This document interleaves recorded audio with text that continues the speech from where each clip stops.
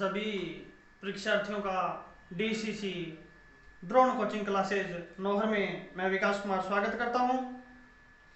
हमारा अध्याय चल रहा है वर्ण विचार, और वर्ण विचार में हम बात कर चुके हैं व्याकरण की परिभाषा व उसके प्रकारों पर तथा वर्णों की संख्या पर। आज हम वर्ण विचार जो अध्याय है हमारा, वर्ण विचार नाम से जो टॉपिक है उसको आगे बढ़ाते हुए ध्वनि पर चर्चा करेंगे। ध्वनि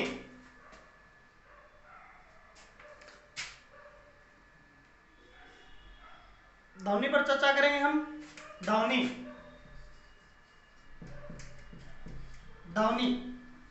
शब्द की उत्पत्ति है वो धवन प्लस ई से हुई है। धवन प्लस ई से हुई है।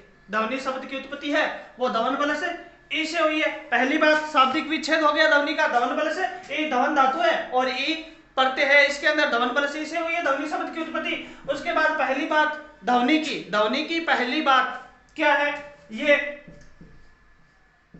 उच्चारण यानी बोलने व सुनने के आधार पर, बोलने व सुनने के आधार पर स्वतंत्र इकाई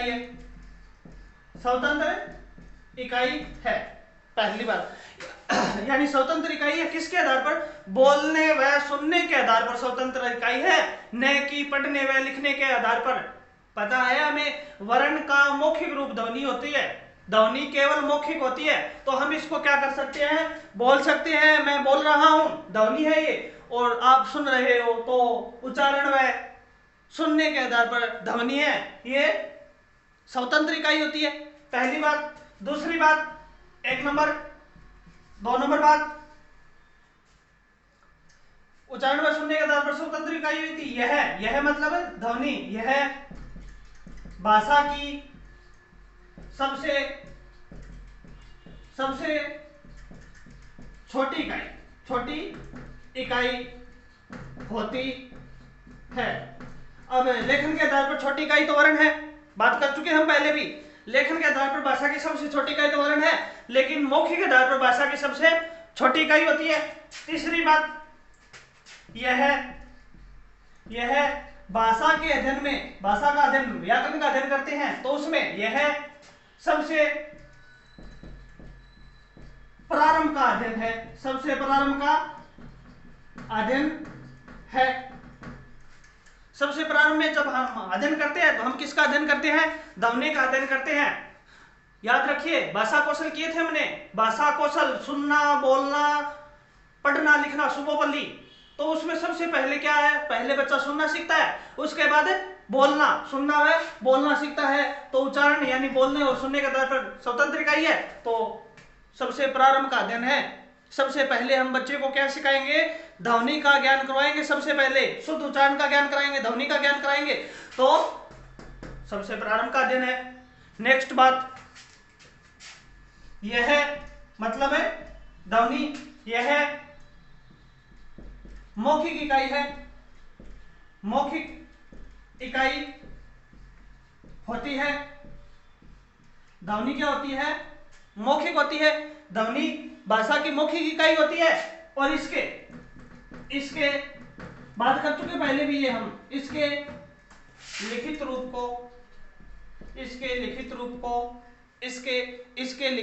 को क्या कहते हैं? वर्ण कहते हैं। ये नेक्स्ट बात है। अब हमें पता है ध्वनि है, ये क्या होती है? मौखिक होती है। और इसी के लिखित रूप को क्या कहते हैं? वर्ण। अगर ध्वनि है, जैसे मैंने बोल दिया क से पे, क्या बोला है मैंने? क से पे। अगर ये केवल बोल दिया तो ध्वनि है, और अगर मैंने लिख दिया इसको क से पे, तो अब ये क्या हो गया? अब ये वर्ण बन गया। और यही वर्ण अगर केवल बोल दिए जाए तो क्या बनेंगे? ध्वनि बन जाएंगे। ये हो गई 4 बात। नेक्स्ट बात है ध्वनि है उसका दूसरा नाम। पांचवा, इसे यानी ध्वनि को इसे सवन भी कहते हैं। नंबर 5वीं बात है, इसका दूसरा नाम क्या है? सवन। क्या नाम है दूसरा? सेवन, सवन, सवन शब्द बना है किस प्रकार, सु प्लस अन, सु प्लस अन। कौन सी संधि है सवन शब्द में, सवन शब्द है, सवन शब्द। यह सवन शब्द किस प्रकार बना है, सु प्लस अन से, सु प्लस अन से बना है। सवन संधि कौन सी है, शाबाश, यण संधि। कौन सी संधि है, यण संधि। सु का अर्थ होता है सुंदर, सु का अर्थ क्या होता है, सुंदर। ए का अर्थ होता है आकृति, आकृति, और नए का अर्थ होता है नहीं, आकृति रहित, सुंदर परंतु आकृति रहित। इसे सवन भी कहते हैं, क्या कहते हैं इसको, ध्वनि है, इसे सवन भी कहते हैं। सवन शब्द है, सवन शब्द है, सवन शब्द बना है सु, सु प्लस अन, सुंदर परंतु आकृति रहित। कौन सी संधि है, सवन में यण संधि है। अब सुंदर परंतु आकृति रहित मतलब क्या हो गया इसका, कि सुंदर तो होती है, सुंदर तो होती है, मतलब बोलने में और सुनने में अच्छी लगती है, लेकिन आकृति नहीं होती। क्यों, आकृति किसकी होती है, आकृति वर्ण की होती है। तो ये केवल क्या होती है, मौखिक रूप होती है, मौखिक रूप होती है, इसलिए इसको आकृति रहित कहा गया है। क्या हो गया, सवन कहते हैं, सवन का अर्थ हो गया। अब देखिए नेक्स्ट बात, यानी बात नंबर 6 ध्वनि की, बात नंबर 6 ध्वनि की। इसे भाषा की आत्मा भी कहते हैं।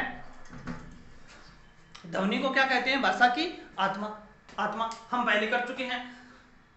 भाषा का शरीर व्याकरण, भाषा की आत्मा ध्वनि, काव्य का शरीर शब्द शक्ति, काव्य की आत्मा रस, रस। लेकिन पूछा जाए वामन के अनुसार काव्य की आत्मा, तो हमारा सही उत्तर हो जाएगा रीति, सही उत्तर हो जाएगा रीति। रीति की संख्या होती है 3, वैदर्भी, गौड़ी, पांचाली, तो सही उत्तर हो जाएगा रीति। इसे भाषा की आत्मा भी कहते हैं। ये 6 बातें महत्वपूर्ण बातें, 6 बातें किसकी है, ध्वनि की है। अब आप समझ गए होंगे ध्वनि किसे कहते हैं, यानी वर्ण है उसके मौखिक रूप को ध्वनि कहते हैं। अगर 11 और 33 44 वर्ण है, अगर इनको लिख दिए जाएं, 11 स्वर और 33 व्यंजन इनको लिख दिए जाएं तो वर्ण कहलाएंगे। अगर उनको लिखा न जाकर केवल उच्चारित कर दिया जाए, केवल बोल दिया जाए, तो क्या कहलाएंगे, ध्वनि कहलाएंगे। अब ध्वनि के प्रकार कितने प्रकार की हो सकती है, ध्वनि, ध्वनि यानी सवन, ध्वनि यानी सवन, दूसरा नाम है ध्वनि का सवन। तो ध्वनि या सवन के प्रकार, ध्वनि के प्रकार कितने होते हैं, 3। ध्वनि कितने प्रकार की होती है, 3, 1, 2 और 3। कितने प्रकार की होती है, 3 प्रकार की होती है ध्वनि। ध्वनि 3 प्रकार की होती है। पहली कौन सी होगी, औचारणिक, औचारणिक शब्द किस प्रकार बना है, उच्चारण प्लस इक, औचारणिक। दूसरी होती है प्रासारणिक, प्रसारणिक। ये किस प्रकार बना है, प्रसारण प्लस इक, प्रसारणिक। और तीसरी होती है श्रावणिक, किसी होती है श्रावणिक। ये किस प्रकार बना है, श्रवण प्लस इक। तो कितने प्रकार की होती है ध्वनि, ध्वनि 3 प्रकार की होती है। औचारणिक यानी इसका हमें उच्चारण कर सकते हैं, मैं कर रहा हूं, मैं क्या कर रहा हूं, उच्चारण, ध्वनि का उच्चारण कर रहा हूं, औचारणिक। फिर होती है दूसरी प्रसारणिक। अब मैंने जैसे ही उच्चारण किया तो वो आप तक पहुंचने के लिए ध्वनि क्या करेगी, हवा के माध्यम से प्रसारण करेगी। तो दूसरा प्रकार होता है प्रसारणिक, मेरे मुख से निकलने के बाद और आपके कानों में पहुंचने से पहले उसने क्या किया, प्रसारण किया, तो प्रसारणिक। और तीसरी होती है श्रावणिक, आप क्या कर रहे हो, आप उसको सुन रहे हो, तो ध्वनि का तीसरा प्रकार है वो कौन सा होगा, श्रावणिक, श्रावणिक। तो ध्वनि है वो 3 प्रकार की होती है, औचारणिक, प्रसारणिक और श्रावणिक। औचारणिक, प्रसारणिक और श्रावणिक 3 प्रकार की ध्वनि होगी। उसके बाद हम इस अध्ययन को आगे बढ़ाते हुए, इस अध्ययन को हमें आगे बढ़ाते हुए बात कर रहे हैं वर्णों की, वर्णों के प्रकार, वर्णों के प्रकार, वर्णों के प्रकार। कितने प्रकार के होते हैं वर्ण? वर्णों की परिभाषा हम कर चुके। भाषा की सबसे छोटी इकाई होता है, भाषा की सबसे छोटी इकाई होता है, इसका कोई अर्थ नहीं होता, इसका वियोजन यानी टुकड़े नहीं कर सकते। भाषा का मौखिक रूप होता है, भाषा का वर्ण है वो भाषा का लिखित रूप होता है। इसके मौखिक रूप को ध्वनि कहते हैं। उच्चारण के आधार पर वर्णों की संख्या, लेखन के आधार पर वर्णों की संख्या कितनी होती है, मूल वर्णों की संख्या कितनी होती है, कुल वर्णों की संख्या कितनी होती है, मानक वर्णों की संख्या कितनी होती है, तथा कामता प्रसाद गुरु के अनुसार वर्णों की संख्या कितनी होती है, आदि चर्चाएं हम पिछली क्लास में कर चुके। पीछे की कक्षा में हम आदि चर्चाएं कर चुके। तो अब हम प्रारंभ करने जा रहे हैं वर्णों के प्रकार। वर्णों के प्रकार होते हैं दो। वर्ण कितने प्रकार के होते हैं? दो प्रकार के।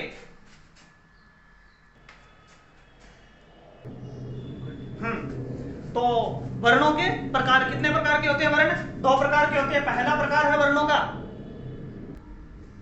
वर्णों के प्रकार। वर्ण कितने प्रकार के होते हैं? दो प्रकार के होते हैं वर्ण। पहला प्रकार है स्वर, पहला प्रकार है स्वर, और दूसरा प्रकार है व्यंजन। दूसरा प्रकार है व्यंजन, स्वर और व्यंजन।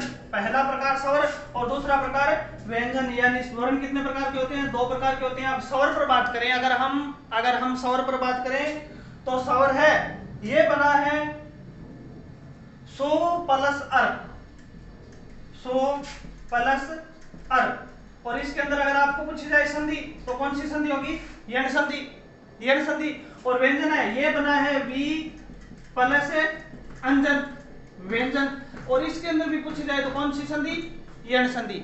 ये तो हो गई शाब्दिक बात, केवल शब्दों की बात, स्वर और व्यंजन। अब इनको स्वर है तो सु प्लस अर, सुंदर, आकृति रहित। आकृति नहीं होती, क्यों नहीं होती आकृति?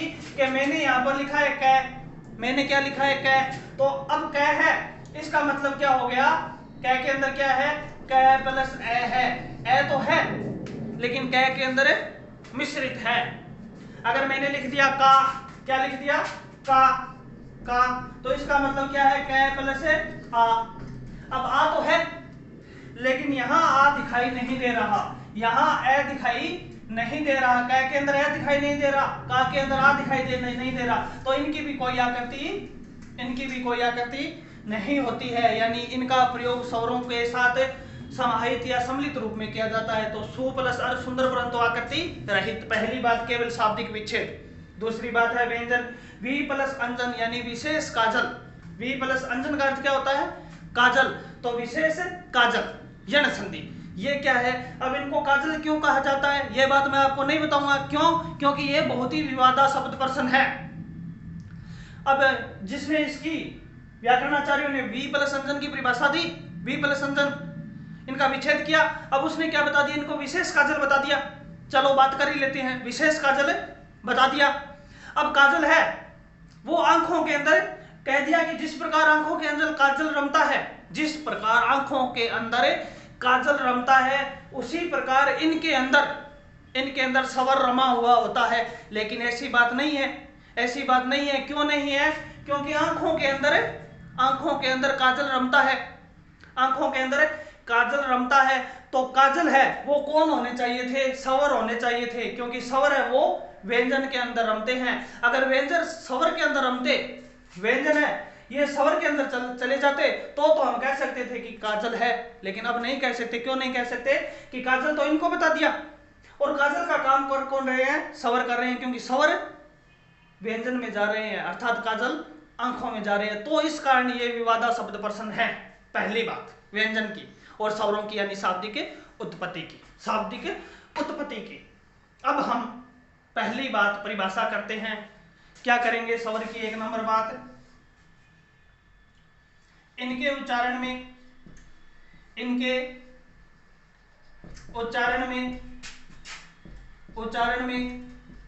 किसी अन्य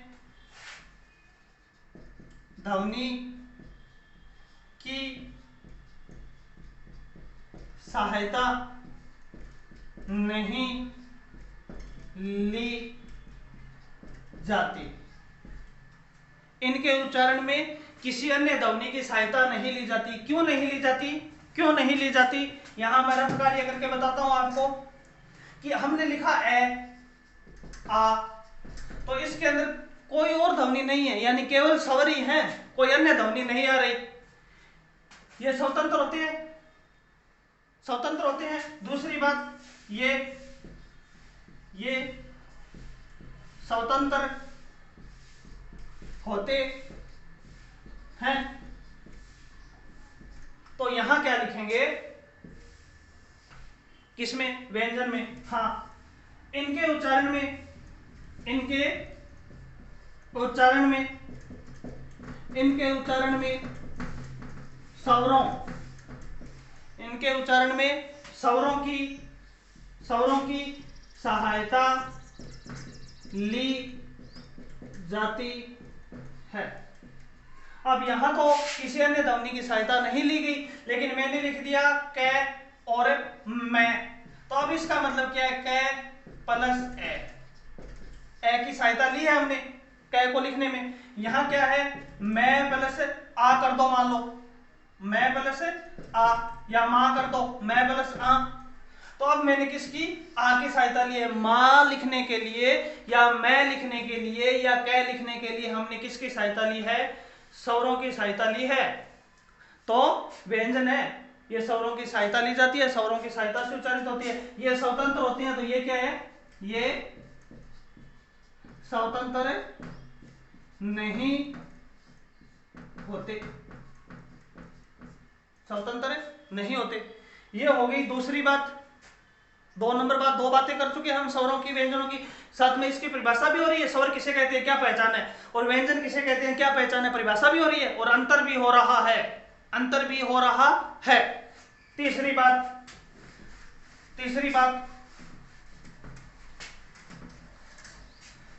कर रहा हूं मैं, क्या करूंगा, तीसरी बात के अंदर 3 नंबर अंतर या 3 नंबर विशेषता, ये सॉरी इनका, किनका, स्वरों का, इनका उच्चारण लगातार किया जाता है, लगातार किया जाता है। उच्चारण है वो क्या करेंगे, हम लगातार करेंगे, उच्चारण है वो हमें लगातार करेंगे। कैसे, ए आ ई उ लगातार करेंगे। लेकिन इनका उच्चारण, किनका, व्यंजनों का, 3 नंबर बात, इनका उच्चारण हमें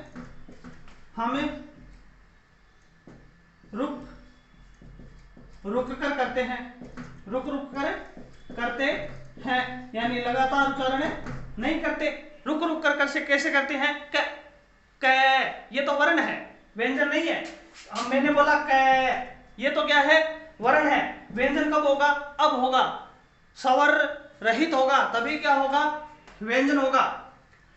वो तो वर्ण लिखा था मैंने, पूरा कै लिखा था, वो तो वर्ण था, कै प्लस एक वर्ण था। लेकिन व्यंजन है वो शुद्ध व्यंजन, हलंत लगे व्यंजन, आधे व्यंजन है वो ही शुद्ध व्यंजन होते हैं। तो अब क्या है, कै ख ग, तो इनका उच्चारण रुक कर किया जाता है। यहां पर एक अपवाद भी है, अपवाद है, इस नियम का अपवाद है। कौन, री को छोड़कर इनका उच्चारण लगातार किया जाता है, री को छोड़कर। इसी कारण, अब री है, मैंने ई का उच्चारण किया ई, लेकिन मैंने री का लगातार उच्चारण किया री, तो ये ई की ध्वनि आगे लगातार लंबा उच्चारण करेंगे तो आगे चलकर ये ई की ध्वनि देने लग जाएगी। इस कारण ये री की ध्वनि, अंत तक री अपनी स्वयं की ध्वनि नहीं देती, आगे चलकर ये ई की ध्वनि देने लग जाती है। इस कारण इसका उच्चारण नहीं किया जाता। इसी कारण कामता प्रसाद गुरु ने वर्णों की संख्या 43 बताई है। 11 प्लस 44 होते हैं ना, उनमें से एक को हटा दिया, किसको हटा दिया, री को हटा दिया। 11 प्लस 33 44 होते हैं, उसमें से एक री को हटाकर वर्णों की संख्या कामता प्रसाद गुरु ने कितनी बताई है, 43। पिछली कक्षा में कर चुके हम ये बात, री को छोड़कर। अब यहां एक बात और बता दूं मैं, री का वर्तमान प्रयोग है वो रे प्लस ई यानी छोटी री, इस प्रकार होने लग गया है। री का उच्चारण है वो वर्तमान में पूछे री का उच्चारण किस प्रकार होता है, तो ऑप्शन में मिलेंगे आपको, या तो छोटी री मिलेगा या रे प्लस ई एक ही बात है। तो ये इसका वर्तमान प्रयोग है, वर्तमान उच्चारण है वो इस प्रकार होने लग गया, ये विशेष बात है। हाँ, उसके बाद इनका उच्चारण लगातार होता है, इनका उच्चारण हम रुक रुक कर करते हैं। फिर उसके बाद 4 नंबर बात, इनकी संख्या, इनकी संख्या, इनकी संख्या 11 होती है, इनकी संख्या 11 होती है, किनकी, स्वरों की। और 4 नंबर बात क्या लिखेंगे, इनकी संख्या 33 होती है, इनकी संख्या 33 होती है, ये बात लिखेंगे। 5वीं बात और महत्वपूर्ण बात, इनकी मात्रा, इनकी मात्रा 10 होती है, इनकी मात्रा कितनी होती है, 10 होती है। क्यों होती है 10? ए की कोई मात्रा नहीं होती, आ की ये मात्रा है, ई की ये मात्रा है, बड़ी ई की ये है, ऊ की है, ऊ की है मात्राएं हमारे पास। फिर ये ए की है, ये ऐ की है, ये ओ की है, ये औ की है, लेकिन ये री की है, ये मात्रा किसकी है, री की मात्रा है, लेकिन ए की कोई मात्रा नहीं होती। इस कारण संख्या तो 11 होती है, लेकिन ए को हटा देंगे तो इनकी मात्रा कितनी होती है, 10 होती है। स्वरों की मात्रा कितनी होती है, 10 होती है। अब मात्रा है वो किसे कहते हैं, किसे कहते हैं, यहां एक बात और लिख रहा हूं मैं, 5वीं बात लिख रहा हूं, इनकी मात्रा है, इनकी मात्रा की भी चर्चा कर लेंगे। जैसे यहां हमने 5 नंबर बात लिखी है, तो यहां भी 5 नंबर बात लिखनी थी हमें, तो यहां मैं एक बार लिख देता हूं, दिखाई दे रहा है क्या नीचे तक, हाँ, इनकी मात्रा, इनकी मात्रा आधी, इनकी मात्रा आधी यानी 1/2 यानी आधी होती है, आधी होती है। इनकी मात्रा कितनी होती है, 1/2 होती है, आधी होती है। आधी क्यों होती है, इनकी मात्राओं की संख्या तो 10 होती है, लेकिन मात्रा कितनी होती है, ये बातें कर रहे हैं अब हम नेक्स्ट में। मात्रा क्या कर रहे हैं हम, वर्णों की मात्रा, मात्रा पर ध्यान रखना, वर्णों की मात्रा। स्वर और व्यंजन कर चुके, स्वर है ये सु प्लस अर से बना है, सुंदर परंतु आकृति रहित यण संधि है। व्यंजन है ये वी प्लस अंजन से बना है, यानी विशेष काजल यण संधि है।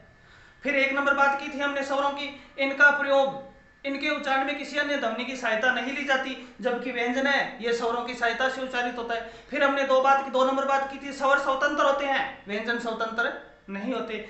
3 नंबर बात की थी, स्वर है इनका उच्चारण लगातार किया जाता है एक री को छोड़कर, लेकिन व्यंजनों का उच्चारण रुक रुक कर किया जाता है। उसके बाद संख्या कर ली, स्वरों की संख्या 11 होती है, व्यंजनों की संख्या 33 होती है। उसके बाद मात्राओं की संख्या, मात्राओं की संख्या कर ली हमने, कितनी, स्वरों की 10 होती है, व्यंजनों की मात्राओं की संख्या 10 होती है। संख्या तो 11 होती है और मात्राओं की संख्या 10 होती है। उसके बाद व्यंजन है उनकी मात्रा आधी होती है। अब आधी क्यों होती है, देखो मैंने लिख दिया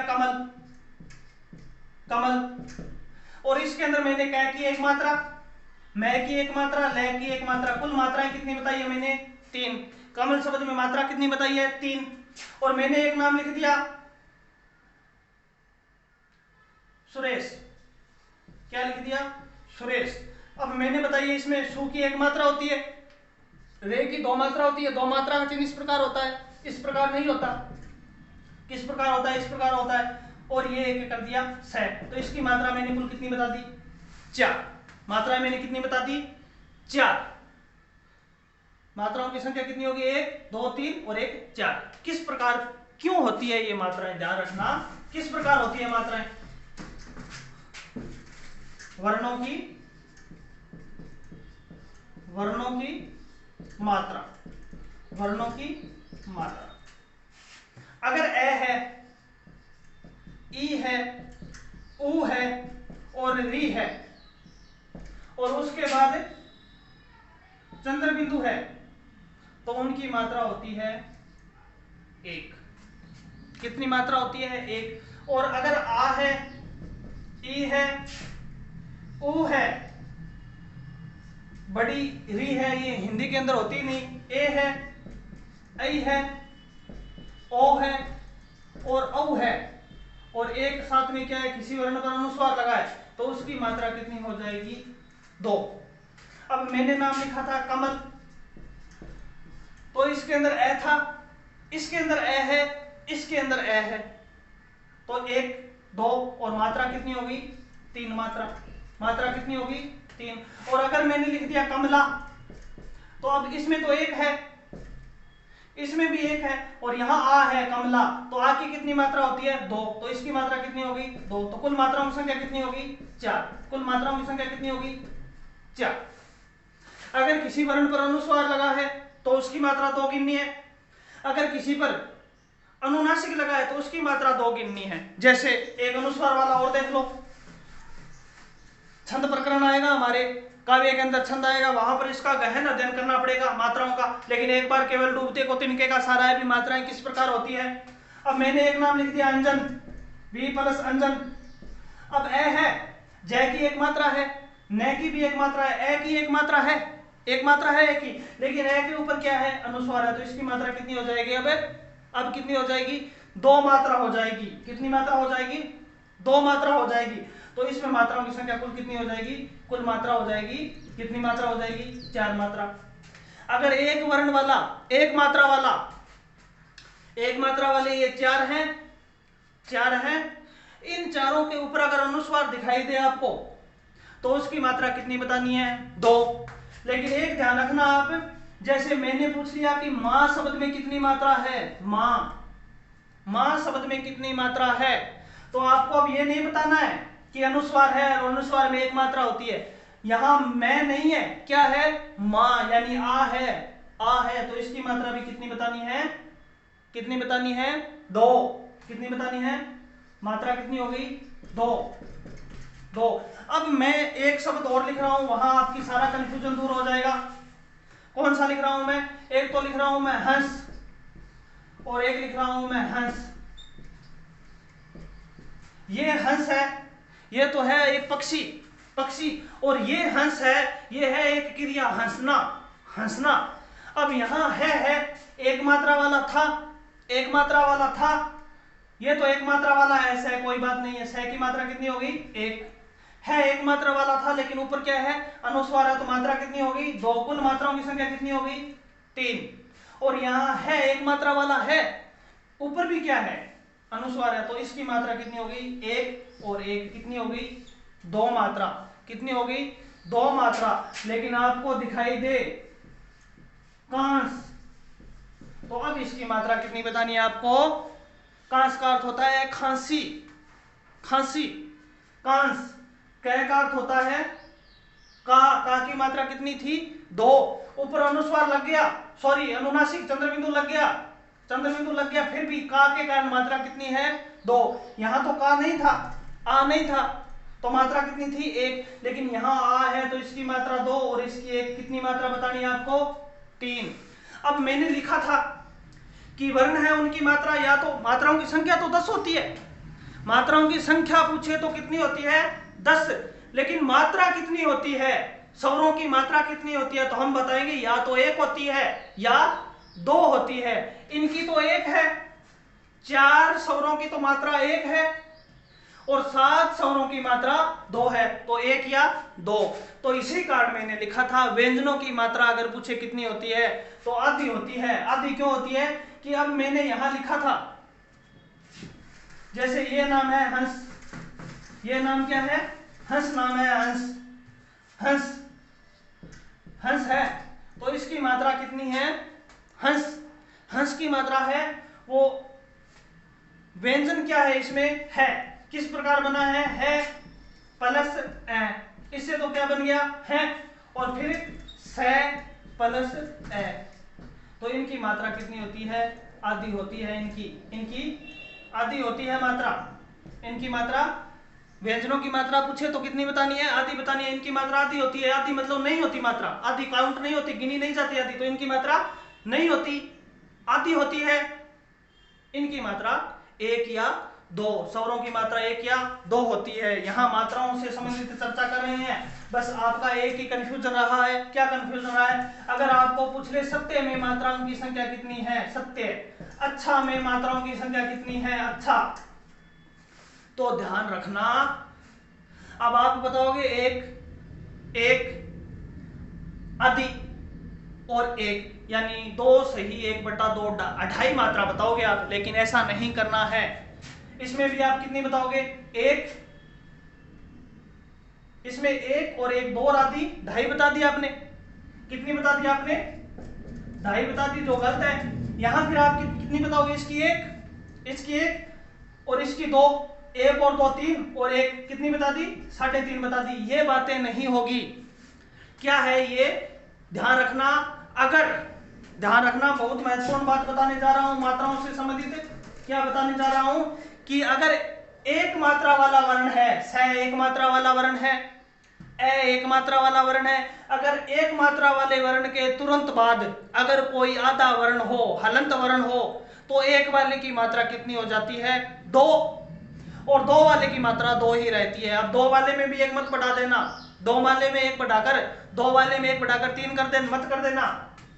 कितनी होती है, 2 हो जाएगी। अब स है, इसकी मात्रा 1 थी, लेकिन इसके तुरंत बाद क्या है, आधा वर्ण है, तो इसकी मात्रा कितनी हो जाएगी, 2, और ये की मात्रा कितनी है, 1, इसकी नहीं गिननी है, कितनी हो गई कुल मात्रा, 3। तो यहां कितनी हो जाएगी, फिर ए की एक मात्रा थी, लेकिन अब कितनी है, आधे के कारण 2, और इसकी भी कितनी है, 2, तो कुल मात्रा कितनी हो जाएगी, 4। कुल मात्राएं कितनी हो जाएगी, 4। ये हो गए हमारे वर्णों के प्रकार। स्वर किसे कहते हैं, व्यंजन किसे कहते हैं, स्वर और व्यंजन में अंतर क्या है? स्वरों की मात्राओं की संख्या पूछे तो, मात्राओं की संख्या पूछे तो कितनी होती है, मात्राओं की संख्या 10 होती है, ए की कोई मात्रा नहीं होती। और अगर सीधा ही पूछ ले स्वरों में मात्रा कितनी होती है, तो या तो 1 होती है या 2 होती है। जो छोटे स्वर हैं, ह्रस्व स्वर हैं, उनकी मात्रा तो 1 होती है, और जो दीर्घ स्वर है उनकी मात्राएं 2 होती है। दीर्घ स्वर उनकी मात्राएं 2 होती है, और व्यंजनों की मात्राएं पूछे तो आधी होती है, क्योंकि इनका उच्चारण स्पष्ट करने के लिए स्वरों की सहायता ली जाती है, स्वरों की सहायता ली जाती है। मात्राएं केवल स्वरों में ही होती है, एक ये भी ध्यान रखना बात का, मात्राएं केवल किस में होती है, स्वरों में होती है। हाँ, अगर आधा है कोई, एक मात्रा वाले के बाद अगर कोई आधा मात्रा वाला, आधा है, आधा अक्षर है, आधा वर्ण है, तो एक वाले की मात्रा 2 कर देंगे, एक वाले की मात्रा 2 कर देंगे। तो ये हो गई मात्राओं से संबंधित। अब हम करेंगे स्वर, वर्णों के प्रकार हैं, उनकी डेफिनेशन की है। अभी तो हमने केवल डेफिनेशन किसकी की है, स्वर और व्यंजनों की। अब हम स्वर है उसको पर्टिकुलर करेंगे, कितने होते हैं ये तो हमें पता है, कर चुके हम। मूल पूछे तो 11 होते हैं, कुल पूछे तो 13 होते हैं। उनका विभाजन किस प्रकार किया गया है, फिर कंठ के आधार पर कितने प्रकार के बताए गए हैं, कंठ की मांसपेशियों के आधार पर कितने प्रकार के बताए गए हैं, उच्चारण के आधार पर कितने हैं, जीवा की आकृति के आधार पर कितने हैं, होठों के आधार पर कितने हैं, आदि चर्चाएं हम नेक्स्ट क्लास में करेंगे। नेक्स्ट क्लास में हम स्वर पर गहन अध्ययन करेंगे। उसके बाद स्वर समाप्त होते ही हम व्यंजन पर गहन अध्ययन करेंगे, और जैसे ही हम स्वर और व्यंजनों का गहन अध्ययन समाप्त करेंगे, वैसे ही हमारा अध्याय 2 यानी वर्ण विचार समाप्त हो जाएगा। महत्वपूर्ण तथ्य भी देखेंगे जहां से प्रश्न पुट होते हैं। तब तक के लिए सभी विद्यार्थियों को DCC कोचिंग क्लास अर्थात द्रोण कोचिंग क्लासेज नौहर की तरफ से धन्यवाद, नमस्कार, जय हिंद, जय भारत।